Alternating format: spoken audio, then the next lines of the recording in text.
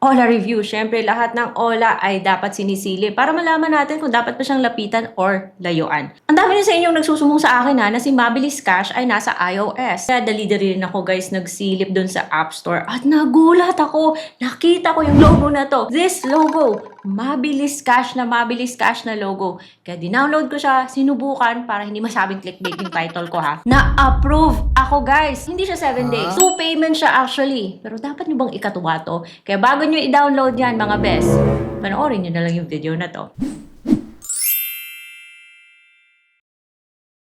It's Ate here, and online loan platforms po yung pinag-uusapan sa channel na to with financial literacy in mind. And syempre, dahil yung loan app na to ay sinubukan ko, it is based on my personal experience. This video is not sponsored. Kaya guys, gulat talaga ako kasi alam nyo ba matagal ko na tong sinusubaybayan to si Mabilis Cash na to. Na si Mabilis Cash na nasa Google Play Store lang, like confirm yung under sa kay Mali Lending. Ang dami sa inyong nagsasabi, sabi sa akin na nasa iOS na siya. Kaya yun, na-excite din ako guys. Hala! Sabi ko, parang kakaiba to ah.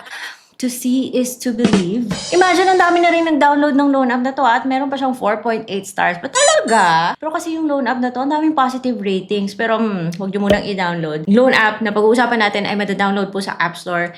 Kaya kung Android kayo, maybe this is good news para sa inyo.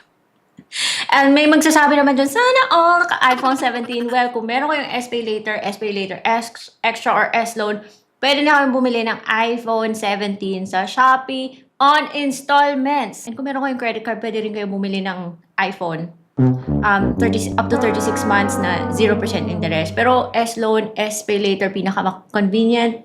Nasa Shopee po, in case you do have enough credit limit, meron tayong product link dyan. Sa mga naka-Android dyan, meron pong Mabilis Cash, yung legit na Mabilis Cash. At ito po ay under Mali Lending. Kasi yung version ng Mabilis Cash na nasa iOS, nagulat ako. Red Eagle? Ano ba to? Meron naman po talagang Mabilis Cash na rehistrado po sa SEC. And again, mauumay kayo dito. Ito po ay under sa kay Mali Lending. Loan app na to na nasa iOS, yun ay under sa kay Red Eagle. At nung na-approve ako I had a chance na silipin ko yung loan agreement, lumabas si Perajet. Okay, something's fishy here. Anyways guys, so like I said, na-approve ako at so far hindi po siya 7 days. 2 payment siya at binayaran ko kaagad. Parang okay to kasi installment. Baka on my next term magiging 30 days. Pero guys, nung chinek ko naman yung pumasok sa aking GCash, duda na talaga ako dito. Anyways guys, just to give you thorough understanding at makita nyo kung ano talaga yung kulay ng Mabilis Cash na to, yung version na to. Kaya yun nga, ipapakita ko sa iyo yung mga crucial na mga screenshots. Huwag kayo maniwala dyan sa mga stars na nasa iOS. Nako, baka pagsisihan nyo lang ha. So, itong si Red Eagle, ewan ko kung saan niya pinulot yung mga registration number nito. But the point is, yung Red Eagle na to ay wala po sa list of recorded online lending platform sa SEC. At sinasabi niya pang up to 50,000 pesos daw and then 0% on your first term. Oh, parang kinokopya na talaga yung yung peg ni Mabilis Cash ha. As the usual, diba? 50,000 yung pinapalabas niya. And then naglagay lang ako ng phone number, nag-OTP, and lumabas na sa dashboard. O phone number pala naging 20,000 pesos na. O kaloka siya. Tapos may pa-survey pa siya and I just gave random answers kasi pag legit talaga to, malalaman naman yun eh. Pinill out ko na lang yung blanks. Half-heartedly. And then may pa siya, work information. So hindi na siya naghingi ng payslip mga guys. And yung company name, number of children, Facebook optional. Doon naman sa contact reference, 3 po yung hihingin niya. Hingi po siya ng picture ng ID nyo. So ito po yung mga IDs na hinihingi niya. And for your reference, yung binigay ko sa kanya as usual is my driver's license, and then nag-selfie din ako. Nako guys. Kaya yun, hingi po siya ng access sa camera. And by the way, hindi po pala automatic na nakaka-capture niya yung first, middle, and last name. Kailangan mo yung mano-mano i-type in. So I did. Yun, humingi na siya ng disbursement account. So wag nyo na lang ibigay yung mga bank account nyo dito. So what I gave this app is GCash. Tapos tinanggap niya naman niya.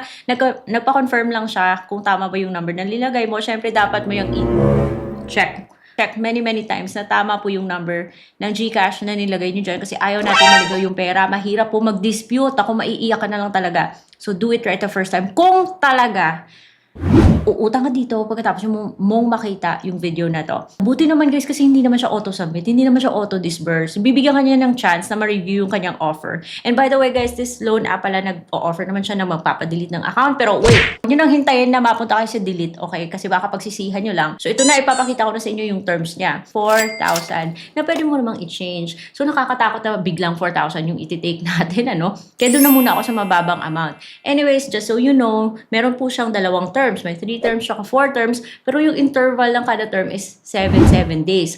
So, say for example, sa 3 terms ka, parang lumalabas lang siyang 14 days. O 2 terms nga, pero 14 days. Kaloka. Piso!